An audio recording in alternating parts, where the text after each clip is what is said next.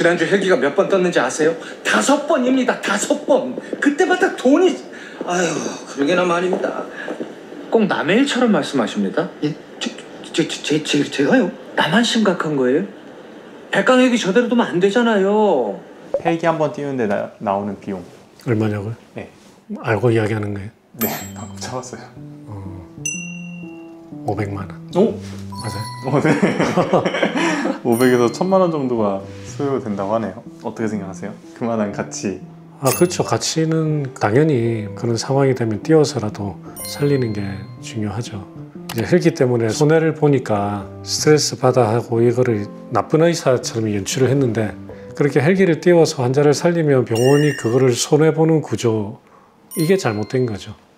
그 중요한 행위를 하고 어떤 위험한 행위를 할수록 거기에 대한 보상은 더 받아야 되는 거죠. 뭐 워낙 복잡한 문제라 제가 그냥 너무 간단하게 말하기는 힘든데, 제 개인적인 의견이라면은 저는 감기라든지 이런 것들 자기 부담률을 좀 많이 높이고, 중증이나 그런 힘든 치료 그쪽으로 이제 수가도 많이 높여주고, 거기에 대한 환자의 부담률을 낮춰주고, 그런 방향으로 가는 게 맞지 않을까요?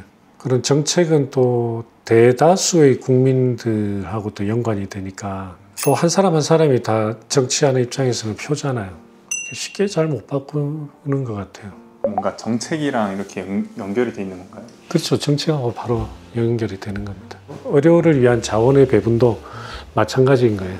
다른 데다가 쓸 거를 가져가 있는데, 그 다른 데 쓸 돈을 쓸 사람들도 다 자기들의 이익이 있잖아요. 그럼 국민들한테 의료 보험료를 더 내세요 하면 또 저항을 받죠. 욕 들으니까 정치하는 사람들은 유권자들한테 욕 들을 짓을 안 하게 되죠. 그러니까 이 한정된 자원을 가지고 이 안에서 이제 또 배분을 해야 되는데, 그런 것들이 다 얽혀설켜 있는 거예요. 근데 사실 제일 중요한 거는 사회를 구성하고 있는 대다수의 구성원들이 좀 알아야 되는 거죠. 알고 구성원들이 거기에 대한 요구가 있으면 정책을 하는 사람들이나 정치를 하는 사람들은 그거 보고 움직이는 거니까.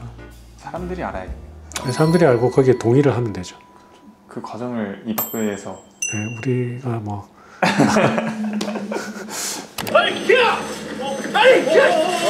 멈추세요! 병원 시설 내 백강혁 교수님 출입을 금지하라는 지시입니다. 예? 왜?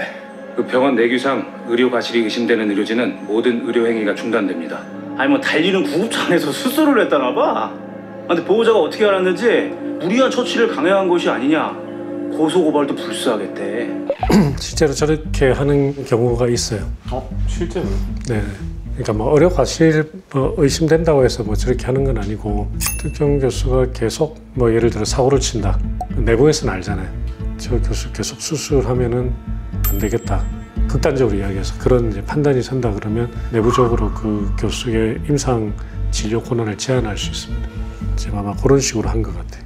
진짜 중요한 거는 채로 쫙 다 걸렀을 때 진짜 의료에 정말 그 밑바탕에 깔려있는 그 본질적인 분야, 의료의 여러 많은 분야들 중에 기초를 이루고 있는 거죠. 그런 분야들이 구성원들의 생명을 보호를 해주려면 그런 분야들이 건실하게 유지가 돼야 되는 거예요. 그 기초가 튼튼하게 유지가 돼야 되는데, 자꾸 이제 그런 분야를 하는 사람들이 생길 수 있는 합병증에 대해서도 자꾸 소송을 당해서 형사적인 처벌을 받고, 형사가 아니라도 민사적인 막 몇 억씩 물어내고, 그러다 보면 분야를 안 하게 되는 거죠.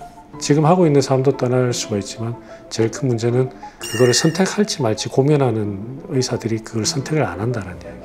그러면 당장은 기존에 옛날에 그걸 선택해서 하던 사람들에 의해서 유지가 되지만, 시간이 지나면 지금 유지하고 있는 사람들이 이제 늙고 일을 못하고 새로운 젊은 의사들이 그 일을 맡아서 해야 될 때는 그 기초가 붕괴가 될 수 있다는 얘기. 근데 우리가 자꾸 이제 그런 쪽으로 지금 자꾸 흘러가는 것 같아서 그게 이제 좀 아쉽죠. 언제까지 돈 때문에 살 수 있는 환자가 죽어가야 합니까? 언제까지 돈 때문에 치료받을 수 있는 환자가 고통받아야 합니까? 이 모든 대가는 환자가 치러야 한다는 것입니다. 그러니까 방금 그 말이 참 와닿긴 한데, 방금 그 백강혁 교수가 마지막으로 했던 말, 그게 참 와닿죠. 결국은 모든 거는 대가는 환자가 치러야 되는 거예요. 횡단보도 그냥 파란 불일 때 정상적으로 건너갔는데 그냥 차가 신호 위반하면서 와서 다쳤단 말이에요. 다친 게 심하게 다쳐가지고 어떤 뭐 후유증이 남는다든지 심각한 손상을 입었다 그러면 아무리 그 차가 불법이고 그렇게 해서 처벌을 받고 뭐 보상을 받고 한다고 하더라도 그 다치고 그걸로 입은 손상이나 그 후유증을 보상할 수는 없잖아요. 그 무엇이든 간에. 그러니까 그 모든 거는 결국 다친 사람이 감당을 해야 되는 거거든. 요즘에 이렇게 보면 특히 젊은 분들이 길 갈 때 잘 안 보는 것 같아요. 횡단보도 건너갈 때도 그 신호가 없는 데도 있잖아요. 그냥 알아서 들어가게 하는데 그런 데 갈 때도 그냥 안 보고 그냥 휴대폰만 보면서 아니면은 요거 끼고 아예 소리도 안 들리게 낀 채로 그냥 바닥만 보고 이렇게 가는 분들 되게 많거든요. 알아서 차들이 피하죠. 차들이 피하는데 사고 날 수 있잖아요. 제일 손해보는 사람은 다친 사람이라. 횡단보도 파란불일 때 건널 때도 둘러보면서 이렇게 확인하면서 건너야 돼요. 파란불이라고 모든 차들이 정확하게 잘 지킨다는 보장이 있습니까? 의료도 마찬가지예요. 의료도 일단 어떤 의료사고가 나고 합병증이 생기고 그러면 그 합병증 만든 병원에서 금전적으로 보상을 해주고 뭐 하더라도 결국 남는 거는 합병증을 입은 그 사람이 모든 걸 감당을 해야 되는 거예요. 우리 의료 체계도 마찬가지예요. 지금 이런 이야기 저런 이야기 뭐 많지만 그 모든 시스템, 사회적인 시스템들이 합의를 이루어 가지고 만들어낸 의료 시스템의 결과는 우리 아픈 사람들이 그걸 감당을 해야 되는 거예요. 그러니까 그런 합의나 시스템을 잘 만들어야 되는 거죠. 인류가 발달해 오는 과정에서 국가가 만들어지고 뭐 이런 순간들이 있었을 거 아니에요, 그죠?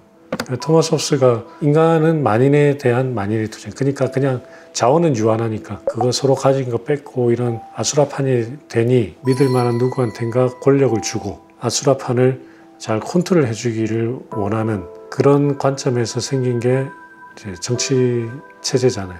국가라는 게 생기고 야만의 시대 때는 나피디가 이렇게 지금 가고 있는데 덩치가 더 좋다고 가정을 하고 나피디한테 막 치고 이게 내 거야 하고 가면 나피디가 머리 글쩍글쩍하고 그냥 뺏긴 거잖아요.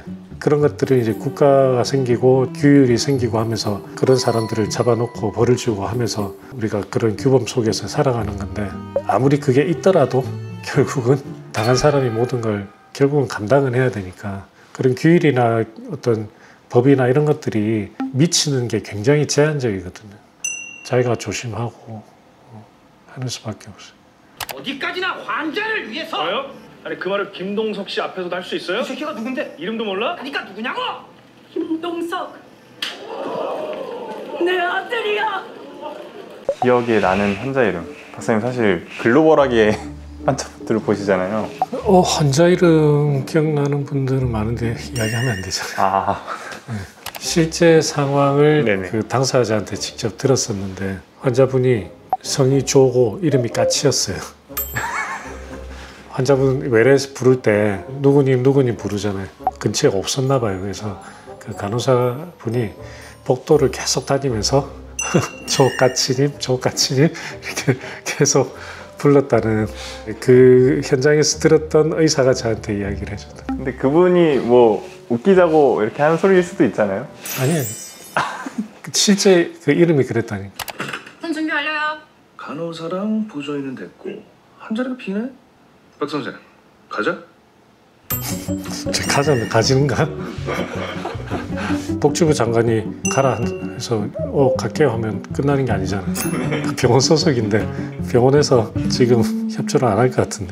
아니에요? 이리 와. 너 남수단 처음이야? 저 여권 도장도 처음 찍어. 경비행기 타봤어요? 아니요, 국민이 한 번도 안 타봤어요. 경비행기 안 타봤어요? 네. 이번에 제가 특별한 경험을 했습니다. 피터 선생님 오셔가지고 주말에 제주도 가기로 하고 제주도를 갔습니다. 근데 비행기가 회항했어요. 제주도에서 못 내리고.